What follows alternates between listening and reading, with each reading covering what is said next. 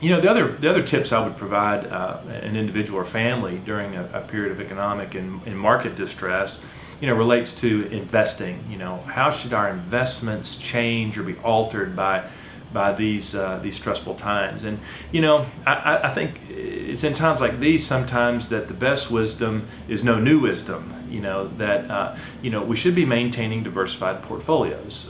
That sounds like contrite wisdom, but if we're diversified, exposed to multiple asset classes, then during good times we'll have something that the rising tide is lifting, but also during these bad times when the tide is out, hopefully we'll have some insulation in the portfolio that not everything will be going down at once. A lot of folks will ask me in our financial planning practice, well, this particular investment is doing very, very poorly. Should we sell it and just cut our losses? And more often than not, if a decision was well thought out, well researched, the answer is no. You have to examine an investment on its investment merits today. Are they the same as they were when you bought it 1, 2, 3, 5, 10 years ago? In other words, if you look at an investment today and say, I wouldn't buy this if I was starting over today, then it's probably time to sell it. Move that investment, for example, a stock or stock mutual fund that maybe fundamentally is breaking down, over to something maybe similar, another stock or stock mutual fund that has good growth potential. But conversely, if all the reasons you bought that growth vehicle back then still exist today, then I wouldn't sell it. I would maintain it in the portfolio. We often talk about risk tolerance and time horizons as being key elements of an investment strategy. And a lot of times, especially when our portfolios are showing monthly or quarterly losses on our statements, we think we need to redraft or overhaul our overall strategy, and that's usually not the case. For example, if your time horizon is still 5 or 10 or 15 years away before you're going to spend a particular bucket of money, then that's a long time to let markets work in your favor.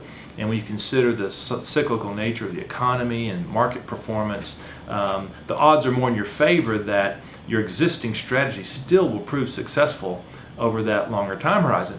Conversely, if your goal now is 6 or 12 or 18 months away for spending money, then you need to be relatively conservative with those funds. If you haven't been, you're in a bit of a pickle. But for those of us that maybe still have some short and long-term goals, we need to diversify our portfolio appropriately. So we have cash to meet the short-term needs, but then we have growth to meet these long-term needs. One of the oldest investment truisms is often quoted, buy low and sell high. Well, most folks, when the market's taking these dramatic downturns, where they look at their statements and their investments are down 10 and 15 and 20%, more or less, are more inclined to say, this is awful, I've made a terrible decision, I need to sell this now. So it's often the exact opposite of the conventional wisdom. They buy high and sell low. And we saw a lot of people get into hot markets in the 90s, buying tech stocks as they went higher and higher and higher. We saw folks buying into real estate as those prices went higher and higher and higher. And now, as we saw in year 2000, and we've seen over the last year or so, folks are starting to bail out when their prices have declined dramatically. Long term, it's the best investment strategy to invest regularly, and it's wonderful to have tools like 401k available where you invest a regular amount on a regular basis, where we are in fact buying low and then eventually can sell high to maintain that diversified portfolio.